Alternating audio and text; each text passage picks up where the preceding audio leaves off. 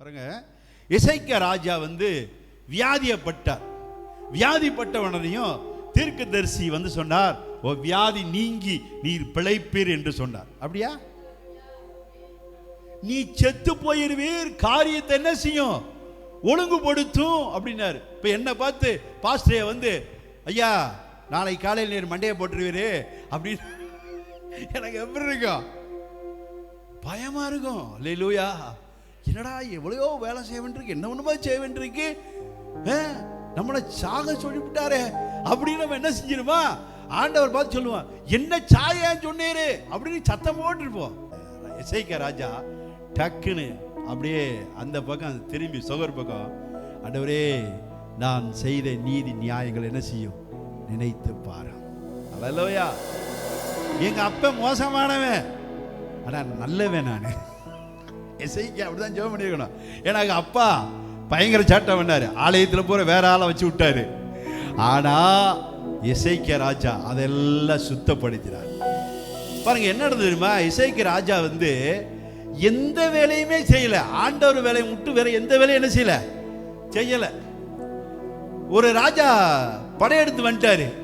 வந்தவனே அவர் கேட்கிறாரு, உனக்கு 2000 குதிரை தானே, சண்டைக்கு வர்றியா அப்படின்னு கேட்கிறாரு. இவருக்கு என்ன செய்யல, சண்டை ஓட்டு பழக்கம் இல்லை. அல்லேலூயா. என்ன இல்ல, ரொம்ப அப்படியே அமைதியாயிட்டாரு. என்ன செய்ய போறோம், இக்கட்டான காலமே. ஆனா ஆண்டவர் பாருங்க, ஜெபிக்கிற துதிக்கிற கர்த்தரை நம்பி இருக்கிறவர்கள் ஒருவன் ஒரு வழியாய் வந்தான். சொல்லுங்க, ஒருவன் ஒரு வழியாய் வந்தா அவனுக்கு எத்தனை வழியாய் ஓடுவான்? 7 வழியாய். அல்லேலூயா. அப்ப பாருங்க, எசேக்கியா ராஜா வியாதிப்பட்டாரு.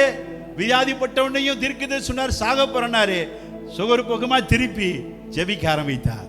அப்ப எசேக்கியா ராஜாவோட ஜெபம் கேட்கப்பட்டு அவரு ஏசாயா தீர்க்கதரிசி இந்த ஆலயத்திலிருந்து அந்த அந்த புத்தகத்துக்கு போயிருக்கிறாரு. அந்த போன உடனே ஆண்டவர் பேச ஆரம்பிச்சாரு, ஐயா பின்னாடி திரும்பி என் மகன்கிட்ட போய் சொல்லு, 15 வருஷம் உனக்கு கூட்டி கொடுப்புன்னு சொல்லு.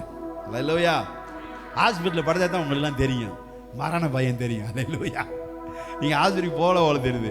ஹாஸ்பிட்டலில் போய் அப்படியே நெஞ்சுக்கு கூட்டுக்கும் அப்படி இருக்கும் பொழுது அப்போ நீங்கள் சாக மாட்டீங்க, பிழைச்சிருங்க அப்படின்னா பாதி உயிர் வந்துடும்.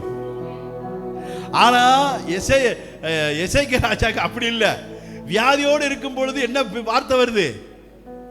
செத்து போயிருந்து வருது. சாவை கூட மாற்றக்கூடிய வல்லமையான வார்த்தை உங்களுக்குள்ள எனக்குள்ளே கர்த்தர் வச்சிருக்கிறார். சாவு கூட உங்க தேடி வந்தா கூட நான் சாக விரும்பலங்க அப்படின்னா 15 வருஷம். அல்லேலூயா. எத்தனை வருஷம்? சாகலாம் நான் விரும்பல. ஆண்டவர் சொல்றாரு, வாப்பா 15 வருஷம் இருந்துட்டு வர்றேன் அப்படின்னா 15 வருஷம். ஆமென். அல்லேலூயா.